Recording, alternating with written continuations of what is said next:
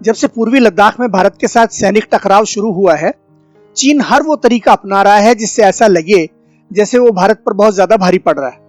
और ऐसा करने के लिए उसे सच्चाई को छिपाने और सफेद झूठ बोलने में भी कोई दिक्कत नहीं है। लेकिन एक के बाद एक चीन के झूठ पकड़े जा रहे हैं, क्योंकि सच्चाई छिपाने के लिए उसने ऐसी गलतियां की है जो बच्चे ही कर सकते हैं।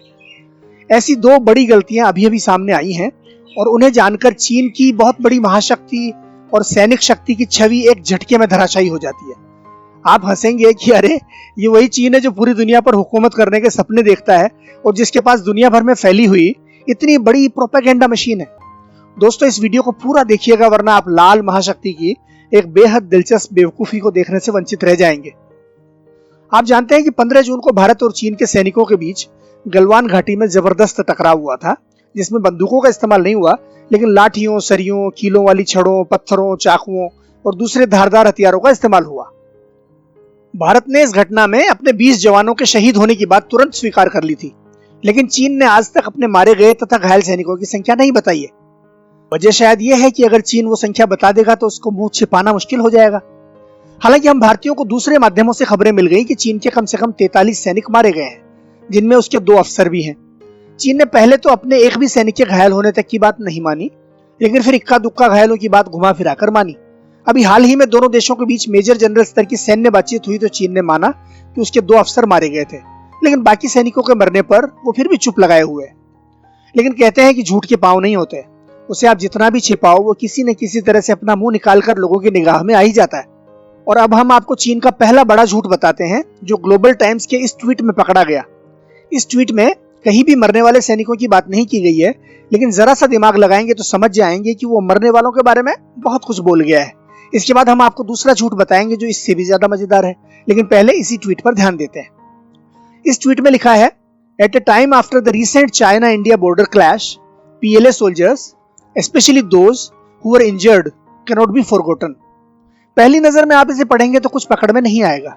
यही लगेगा कि ग्लोबल टाइम्स घायल चीनी सैनिकों का ज्यादा ख्याल करने की बात कह रहा है, लेकिन जरा गौर से देखिए। ट्वीट में लिखा है कि those who were injured cannot be forgotten, यानी जो घायल हो गए थे उनको भुलाया नहीं जा सकता। क्या आपने कभी ऐसी भाषा पहले पढ़ी है? घायलों को भुलाया नहीं जा सकता? भाई घायल तो जिंदा है, उन्हें भुलाने या न भुलाने का सवाल ही कहां है। ये शब्दावली तो उनके लिए इस्तेमाल की जाती है जो मर चुके हैं, है कि नहीं? असल में हुआ यह होगा कि इस ट्वीट में मूल रूप से यह लिखा होगा, Those who were killed cannot be forgotten, यानी जो मारे गए उनको भुलाया नहीं जा सकता। लेकिन यही ट्वीट जब ट्विटर पर डालने से पहले मंजूरी के लिए किसी बड़े अफसर के पास पहुंचा होगा, तो उस अफसर ने किल्ड को काटकर इंजर्ड कर दिया होगा, और इसीलिए ये अजीब सा वाक्य इस ट्वीट में आ गया है। हकीकत यह है कि इस ट्वीट के जरिए चीन ने अपने सैनिकों के मारे जाने की बात स्वीकार कर ली है। आपको याद होगा कि ग्लोबल टाइम्स ने कुछ दिन पहले भी एक ट्वीट में चीन के हताहतों की बात मानी थी, हालांकि उसने संख्या का जिक्र नहीं किया था और बाद में उस ट्वीट को हटा लिया था। तो ये वाला ट्वीट असल में ऐसा रहा होगा, at a time after the recent China India border clash, PLA soldiers especially those who were killed cannot be forgotten। लेकिन बात यहीं खत्म नहीं होती। अब देखते हैं चीन का दूसरा झूठ जो और भी ज्यादा बड़ा है। चीन अपनी ताकत और तैयारी दिखाने के लिए बीच बीच में वीडियो जारी करता रहता है, खासतौर पर उसके सेना अभ्यासों के वीडियो।